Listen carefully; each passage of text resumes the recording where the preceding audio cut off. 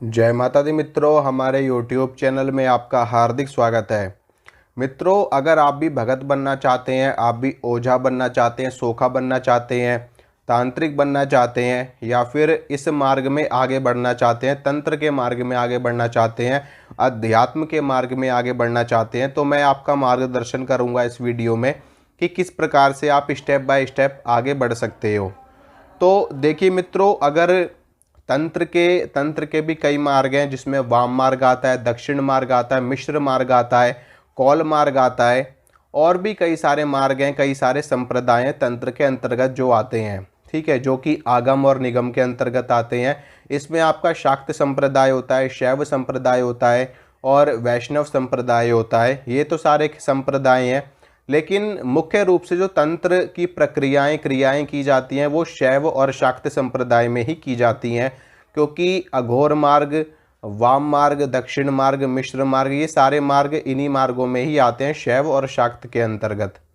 तो इसमें भी कुछ लोग पंचमकार का इस्तेमाल करते हैं, जिसमें वो मत्स्य मछली का इस्तेमाल होता है, मतलब कि पूरी तरीके से वो वाम मार्ग होता है, जिसमें सारी मांस मदिरा हर तरह की चीज़ का मैथुन, हर तरह की चीज़ों का इस्तेमाल, उसमें कि पंचमकार की साधना की जाती है।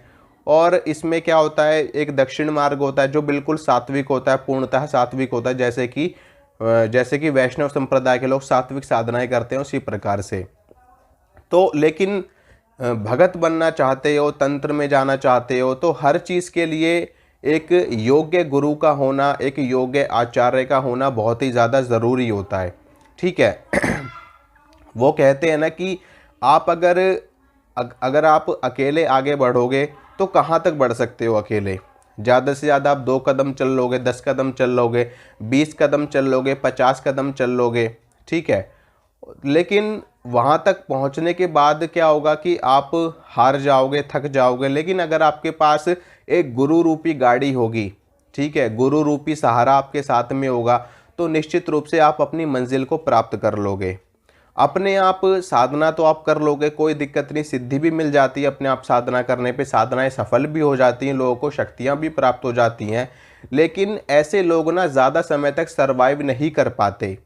ठीक है, 2-4 साल कर लेंगे, 10 साल कर लेंगे, 15 साल कर लेंगे, 20 साल कर लेंगे, लेकिन अंत में गुरु की आवश्यकता तो पड़ती ही पड़ती है। कहीं ना कहीं जाकर के आपको गुरु से जुड़ना ही पड़ेगा। चाहे आप अभी जुड़ जाओ, चाहे आप बाद में जुड़ना, चाहे आप उसके बाद में जुड़ना, लेकिन जुड़ना तो आपको पड़ेगा ही। सिद्धि आप बगैर गुरु के भी कर सकते हो और गुरु धारण करने के बाद में भी आप सिद्धि कर सकते हो, लेकिन दोनों में फ़र्क होगा।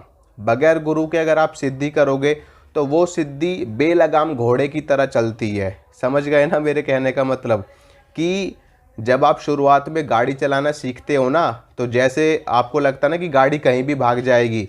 ठीक है, ना तो ब्रेक पे आपका कंट्रोल होता है, ना क्लच पे आपका कंट्रोल होता है, ना रेस पे आपका कंट्रोल होता है। मतलब कि आप नई नई गाड़ी सीख रहे हो और वो गाड़ी कहीं भी जा रही है, तो उस गाड़ी को आप कहीं भी ठोक सकते हो, और उस ठोकने में, उस दुर्घटना में आपका नुकसान भी हो सकता है, गाड़ी का नुकसान भी हो सकता है।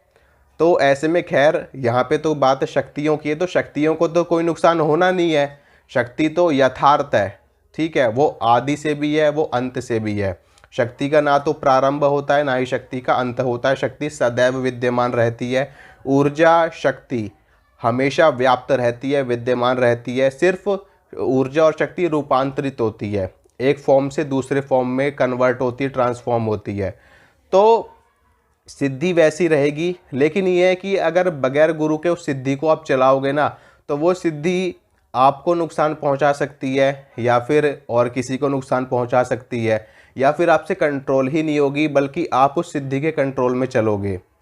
तो ये चीज़ें होती हैं। लेकिन अगर आपके पास गुरु रूपी नौका रहेगी, गुरु रूपी गाड़ी रहेगी, तो आप आसानी से पार लग जाओगे, आपको आपके लक्ष्य की प्राप्ति हो जाएगी। और इसमें गुरु भी ढूंढना बहुत ज़रूरी है, और गुरु भी कैसा होना चाहिए, योग्य होना चाहिए, सिद्ध होना चाहिए, सच्चा होना चाहिए।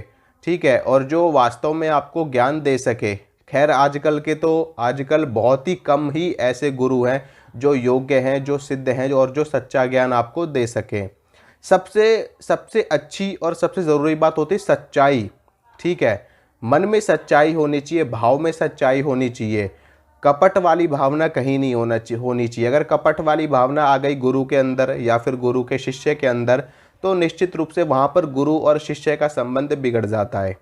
तो इस लाइन में बढ़ने के लिए गुरु का मार्गदर्शन अगर आप ले लोगे तो बहुत ही ज़्यादा उत्तम रहेगा। नहीं तो आप बगैर गुरु के साधना कर सकते हो। शुरुआत में आप 2 4 10 साधनाएं कर सकते हो, कोई आपत्ति वाली बात नहीं है। लेकिन तब आप कौन सी साधना करोगे जो आप बगैर गुरु के कर सकते हो? भगवान शिव की साधना बगैर गुरु के कर सकते हो, या फिर आप उनको गुरु के रूप में प्राप्त करने के लिए कर सकते हो, या फिर आप माँ दुर्गा की साधना कर सकते हो बगैर गुरु के, हनुमान जी की साधना आप बगैर गुरु के कर सकते हो, भगवान विष्णु की साधना, भगवान श्री कृष्ण की साधना कर सकते हो।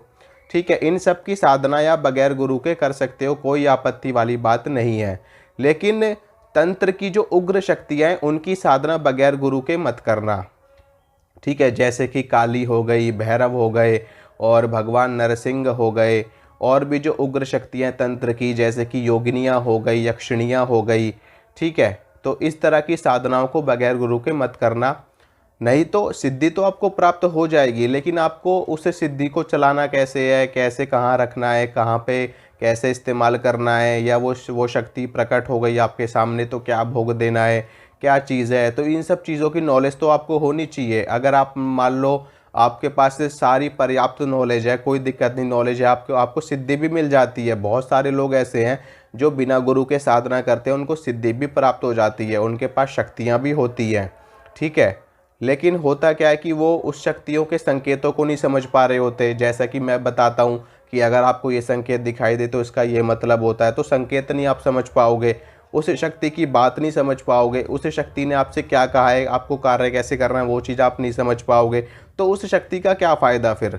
ठीक है, और फिर होगा कि वो शक्ति को भोग क्या चाहिए वो, और आप कौन से भोग पे उसको चला दोगे। मान लो आपको वैष्णव रूप में चलानी है और वो शक्ति ने आपसे कुछ वैसा भोग मांगा और आपने दे दिया उसको, तो फिर वो दूसरे भोग पे शक्ति चल जाती है। तो ये सारी चीज़ें होती हैं, तो गुरु आवश्यक है और बगैर गुरु के कर सकते हो। जो मैंने बताया सात्विक देवताओं की आप कर सकते हो बगैर गुरु के साधना। ठीक है, और इसके अलावा और भी चीज़ें होती हैं, स्टेप बाय स्टेप इसमें आगे बढ़ना होता है। सबसे पहले सुरक्षा के मंत्रों को सिद्ध करना पड़ता है, जैसे कि रक्षा घेरा बनाने के मंत्र होते हैं, और शरीर का कीलन करने के मंत्र होते हैं, आसन को कीलन करने के मंत्र होते हैं। और उसके बाद में फिर धीरे धीरे आगे गणेश जी की साधना करनी पड़ती है, एक साधना, उसमें गणेश जी का एक अनुष्ठान होता है। उसके बाद में माँ भगवती आदि शक्ति का एक अनुष्ठान होता है, भगवान शिव का पंचाक्षरी मंत्र होता है, उसका एक अनुष्ठान होता है। फिर उसके बाद में जाकर के तंत्र की शुरुआत होती है, जहाँ से काली और भैरव को चलाया जाता है। फिर वहाँ पे उसमें स्टेप बाय स्टेप आगे बढ़ा जाता है। तो इसमें बहुत सारी कठिनाइयाँ भी होती हैं, बहुत सारे खतरे भी होते हैं, स्टेप बाय स्टेप आगे बढ़ना होता है, और बीच बीच में अनुष्ठान करने पड़ते हैं, नियमों का बहुत पालन करना पड़ता है, ब्रह्मचर्य का पालन करना पड़ता है, व्रत करने पड़ते हैं। और इसमें मंत्रों का अनुष्ठान होता है होली, दिवाली, ग्रहण काल में, नवरात्रि, शिवरात्रि, दशहरा, और इन सभी पे साधनाएं की जाती हैं, सिद्धियां करी जाती हैं। 21 दिन की सिद्धि होती है, 41 दिन की सिद्धि होती है, 11 दिन की सिद्धि होती है। तो इसमें करना पड़ता है आपको स्टेप बाय स्टेप। लेकिन इसमें खतरा भी मित्रों बहुत होता है, बहुत सारे लोग इसमें पागल भी हो जाते हैं, बहुत सारे लोग मर भी जाते हैं, कठिनाइयाँ बहुत होती हैं। तो अगर आप संभल के चलो, और सबसे पहले मैं सबसे पहले आपको सजेस्ट करता हूँ, अगर आपके पास गुरु भी नहीं है और आपको सिद्धि भी प्राप्त करनी है, तो आप सबसे पहले अपने इष्ट से शुरुआत करो। आपके जो भी इष्ट देव हैं, ठीक है, चाहे हनुमान जी हों, चाहे भगवान शिव हो, चाहे माँ दुर्गा हो, चाहे माता काली हो, चाहे भगवान भैरव हो, भगवान विष्णु हो, कोई भी आपके इष्ट हैं, सबसे पहले आप उनकी सामान्य पूजा करनी शुरू करो। पूजा सामान्य जैसे पंचोपचार से पूजा की जाती है। सबसे पहले आप चालीसा पढ़ो, चालीसा पढ़ने के बाद में फिर आप स्तोत्रों का पाठ करना शुरू करो। जब इस पहले चालीसा को सिद्ध करो, फिर स्तोत्र को सिद्ध करो, स्तोत्र सिद्ध करने के बाद में फिर आप उनका मंत्र लो, फिर मंत्र को सिद्ध करो। ठीक है, मंत्र को सिद्ध करने के बाद में फिर आप उनकी जो तंत्र की साधना है, उन तंत्र की साधनाओं में जाओ। ऐसे करके आपको पूरी सिद्धि प्राप्त हो जाएगी आपके इष्ट की। फिर आप उन्हीं को ही अपना गुरु मान सकते हो। अगर आप उन्हीं को ही अपना गुरु बना लोगे तो आपको बिल्कुल भी कोई भी खतरा नहीं होगा और उनकी कृपा भी आपको मिलनी शुरू हो जाएगी, उनका साक्षात्कार भी आपको होना शुरू हो जाएगा। लेकिन इन सब चीज़ों में भी काफ़ी समय लगता है, ठीक है, वर्षों का समय लग जाता है इसमें। ये कोई ऐसी चीज़ नहीं है कि आपको 2-4 महीने में मिल जाएगी, इसमें वर्षों का समय लगता है मित्रों, ठीक है, वर्षों लग जाते हैं इन सब चीज़ों में भी। तो ऐसे आपको स्टेप बाय स्टेप बढ़ना है, ठीक है। और मार्ग बहुत खतरनाक होता है ये, इसमें आप अगर किसी का इलाज करते हो तो उसकी चीज़ें आपके ऊपर आकर के लग जाती हैं और फिर उनको भोग प्रसाद दे करके शांत करना पड़ता है, या उनको शमशान में छोड़ के आना पड़ता है, किसी चौराहे पे छोड़ के आना पड़ता है, और जगह सुनसान जगह पे छोड़ कर के आना पड़ता है, किसी पेड़ में छोड़ कर के आना पड़ता है। इस तरह की चीज़ें होती है, ठीक है। और छोड़ने में क्या होता है कि बहुत रिस्क होता है, खतरा होता है, और वो चीज़ कई बार अपने ऊपर ही पड़ जाती है। कई बार सामने वाली चीज़ बहुत ही ज़्यादा भयंकर होती है, खतरनाक होती है, भक्तों को ही अपनी जान गंवानी पड़ जाती है कई बार। तो बहुत रिस्क वाला काम है, लेकिन हाँ, ऐसा नहीं है कि बगैर रिस्क के भी तो आप इसमें आप बढ़ ही नहीं सकते आगे।